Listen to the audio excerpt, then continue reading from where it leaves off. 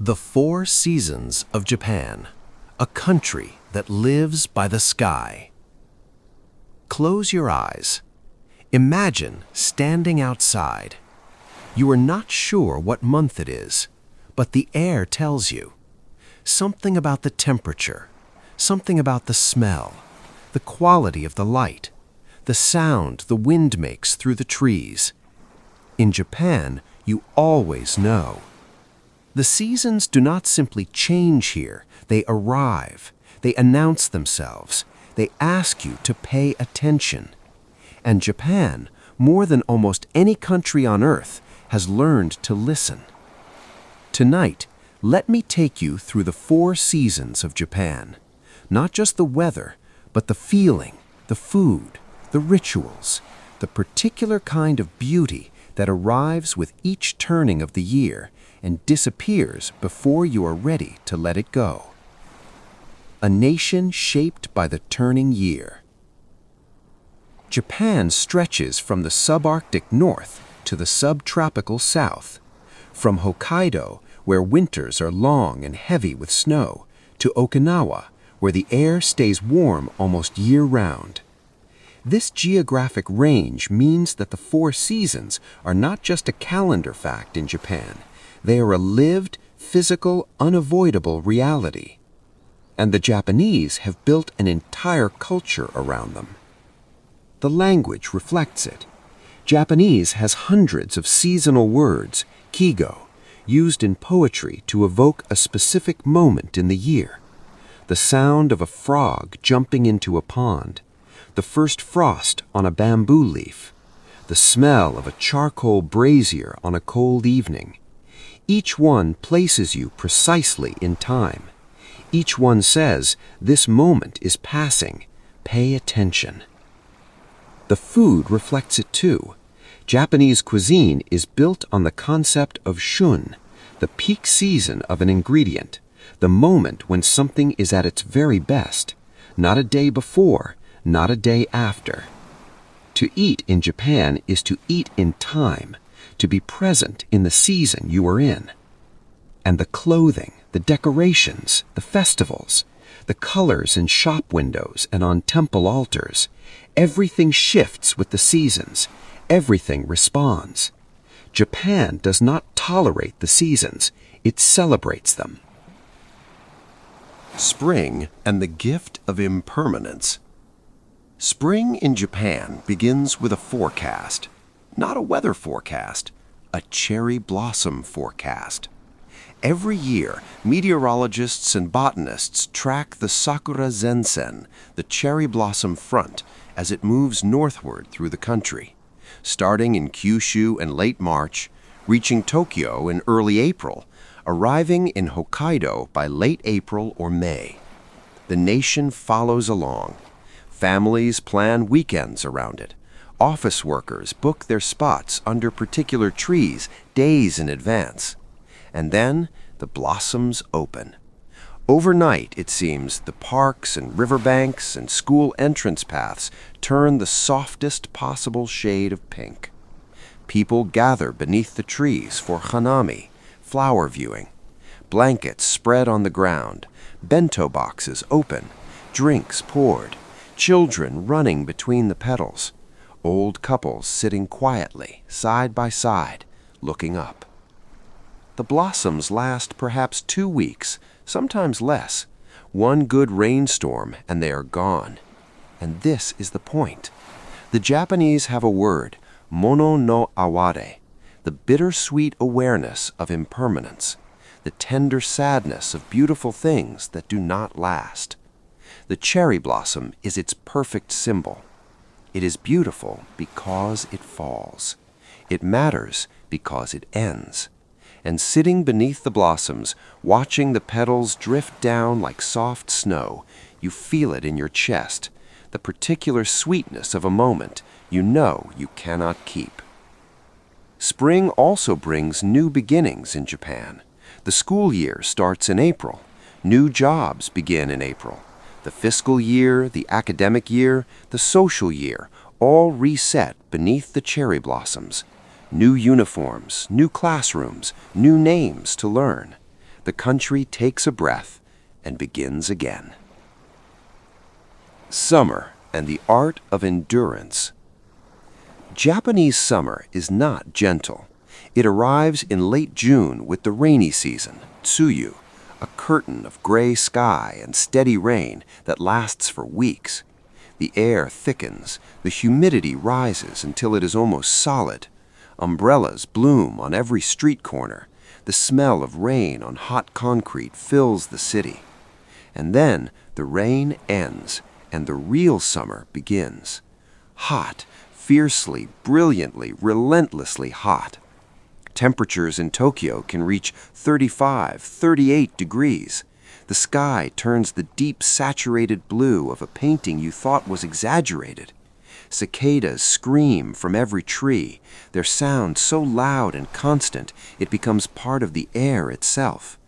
In this heat, Japan finds beauty. Fireworks festivals, Hanabi Taikai, fill the summer calendar. Crowds gather on riverbanks and hilltops. Women in yukata, summer kimono, their hair pinned up, fans in hand. The fireworks burst overhead in chrysanthemum blooms of gold and crimson. The crowd exhales together.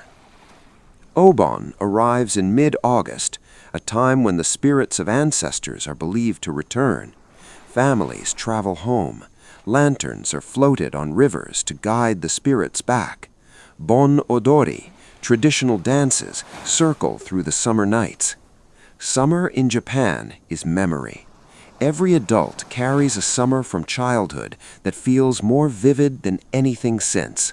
The cold watermelon eaten on a porch, the sparkler burning down to your fingers, the smell of incense at a summer festival, the feeling of a cool breeze after a hot, still day, arriving suddenly like a gift. Aki, autumn and the fullness of things. If spring is the season of beginnings, autumn is the season of ripeness. Everything in Japan's autumn feels full. The rice fields, heavy and golden, ready for harvest. The persimmons, hanging like small orange lanterns on bare branches. The chestnuts, the sweet potatoes, the matsutake mushrooms. Autumn's table is the most generous of the year. And the leaves. Koyo, the autumn colors, is Japan's second great seasonal spectacle. The maples turned first. Deep red, so saturated it looks almost artificial. Then the ginkgos, yellow as old gold, their fan-shaped leaves carpeting the temple paths. Kyoto in November is perhaps the most beautiful place on earth. Ancient temples surrounded by blazing color, the reflections of red maples in still garden ponds, the smell of wood smoke and damp stone. Like Hanami in spring, Koyo invites people outside. Families drive into the mountains. Couples walk the temple paths. Old men sit on park benches, watching the leaves fall, unhurried. There is also a quality to autumn light in Japan that is unlike any other season. It is lower, softer, more golden. It falls through the colored leaves at a long angle in the late afternoon and turns everything it touches into something worth keeping. The Japanese call this feeling, this sense of beauty that makes your heart ache just slightly, a wade, an appreciation so deep it is almost grief, for the beauty of the world, for the fact that it keeps moving, for the knowledge that this light, this color, this afternoon will not come again. Fuyu, winter and the warmth within. Winter in Japan is cold. In Hokkaido, it is severely cold. Snow falls in quantities that reshape the landscape entirely. The famous Sapporo Snow Festival each February fills the city with sculptures carved from ice, palaces, animals, entire city skylines built from frozen water and lit from within at night. In Tokyo, winters are drier and colder than many expect. The sky turns a clear, hard blue.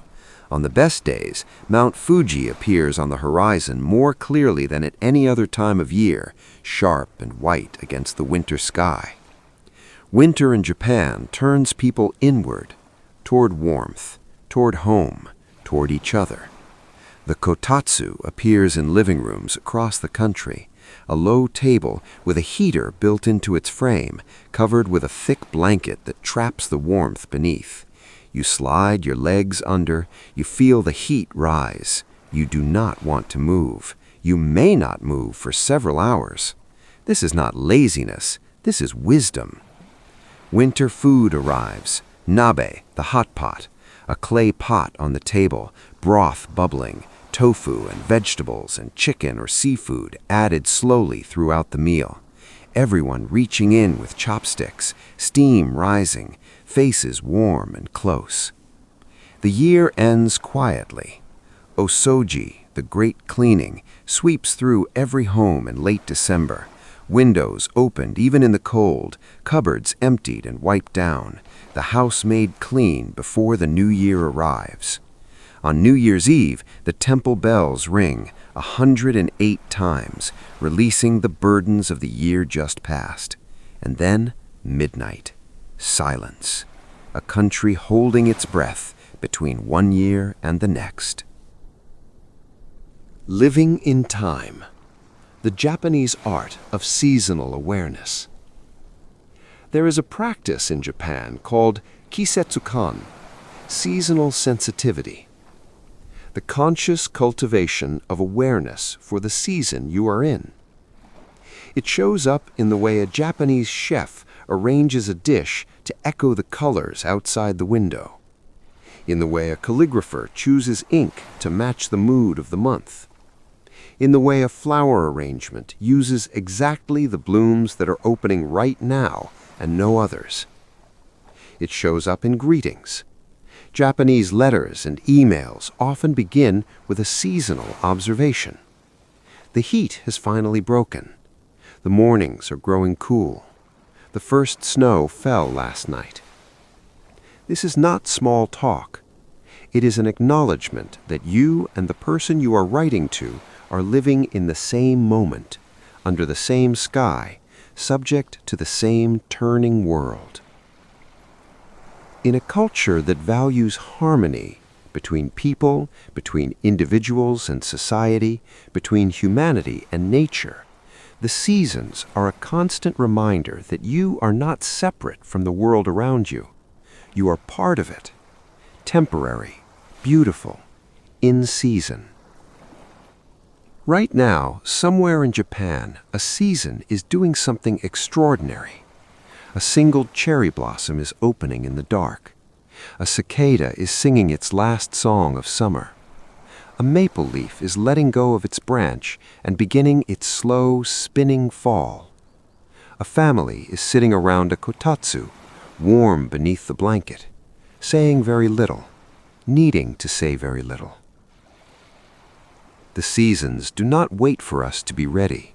They simply arrive, and then they leave. And all we can do, all Japan has ever asked of its people, is to notice. To step outside and feel the air, to look up at the color in the trees, to eat what is growing right now, to be where you are when you are there. Tonight, you are here, in this season, in this moment, warm and still and breathing. The world is turning slowly outside your window. Let it turn. You can rest now. Thank you for listening all the way to the end.